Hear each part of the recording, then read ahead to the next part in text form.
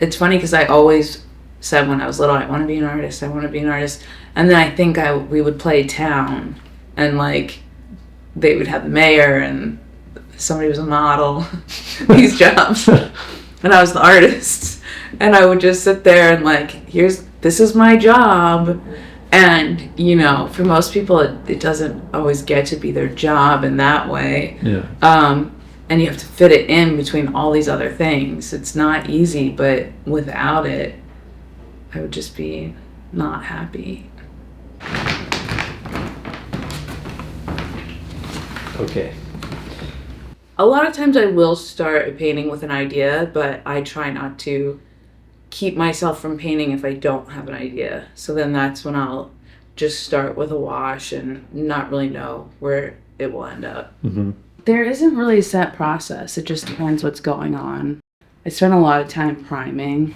You know, I use the palette knife and the really thick gesso and just scrape it in. Mm-hmm. And that can take a really long time.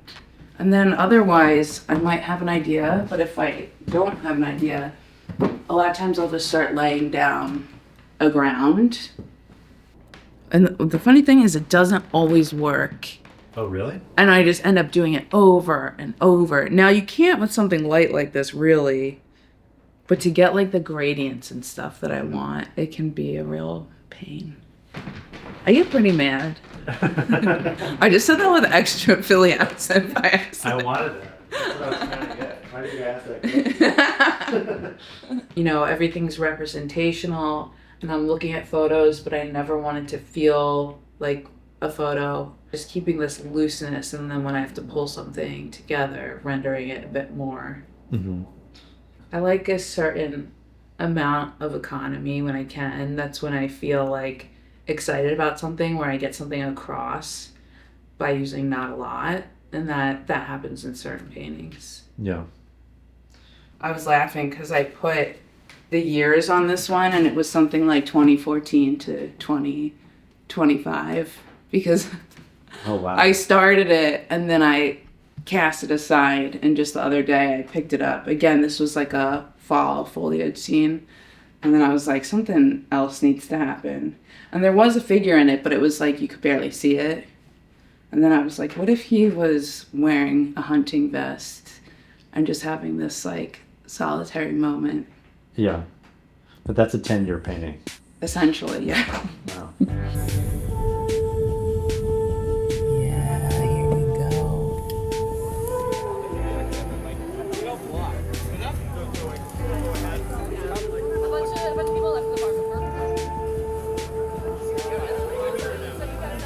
Does all of your work come from photographs?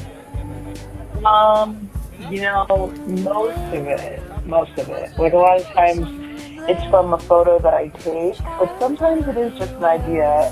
So I would say most of the work does, but not all of it. People comment sometimes on how things make them feel, and like just even that, being able to make somebody feel something is, I don't know, kind of a powerful thing.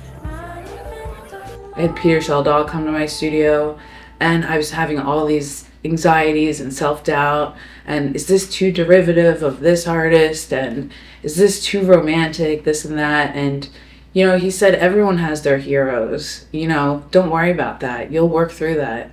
Then he was like, on the too romantic bit, he was just like, well, make it even more romantic, make it so romantic, hit them over the head with romance. And I was just like, that helped me like really stick to like who I am and like what kind of artist I want to be, you know? Yeah. It's like grad school was so formative, and I feel like a lot of times you come in one way and then you come out another way, and the work is so different.